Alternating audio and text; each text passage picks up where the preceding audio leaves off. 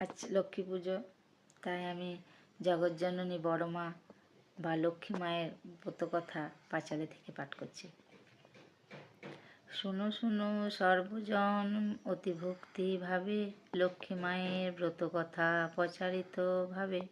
গুরুবারে ভক্তিভাবে যত নারীগণ, করিবে লক্ষ্মীর পূজা হয়ে এক মন। ধনজন বারে আর অপুত্রের পুত্র, ষোড়শী দেবীর গুণে হলো মূল সূত্র। যুগে যুগে আসেন তিনি লক্ষ্মী ঠাকুরানী, নারী শিক্ষা দিয়ে যান হয়ে নারায়ণী। কেমন এতে স্বামী ভক্তি করিলে জগতে, মাতৃজ্ঞানে পূজা করে এই পৃথিবীতে। স্বামী সোহাগ সেবার গুণে ধনবৃদ্ধি হয়, লক্ষ্মীরূপে সে শ্রী বড় মা দেখালেন তাই। সদাচারে থাকলে ঘরে লক্ষ্মী বাঁধা রয়, অনাচারে থাকলে তার বিধি বাম হয়। প্রভাতে ছড়াঝাট, সন্ধ্যায় দেয় বাতি, লক্ষ্মী বলে তার দ্বারে আমার বসতি।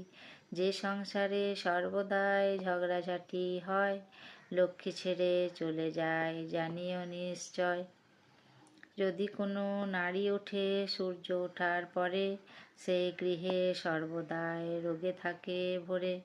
নিত্য নিত্য গৃহকর্ম যদি না সে করে, লক্ষ্মী মাতা বিরূপ হয়ে ছাড়ে যে তাহারে। সকালে বাসি কর্ম করে সমাপন, স্নান করে ইষ্ট পূজে হয়ে এক মন। দেবদেবীর ভোগ রাগ করিবে যেমনে, রন্ধনাদি সেইভাবে করিবে যতনে। স্বামী পুত্র খাওয়ার পরে নারী নিজে খাবে, নারীর নীতি সর্বদাই পালন করে যাবে। নারীর বৈশিষ্ট্য মাঝে অষ্টগুণ আছে, একটির অভাবে নারীত্ব না জাগে। না নে যে রান্না করে যদি কোনো নারী, সদাচার বিনা রান্না জীবনের ওরি। অদীক্ষিতের হাতের রান্না খাওয়া উচিত নয়, যাগযজ্ঞ পূজা অর্চনায় ফল নাহি হয়। পান ভোজন তার হাতের বিষ বহনী রয়, রোগ শোক দারিদ্র্যে সে ধ্বংস হয়ে যায়।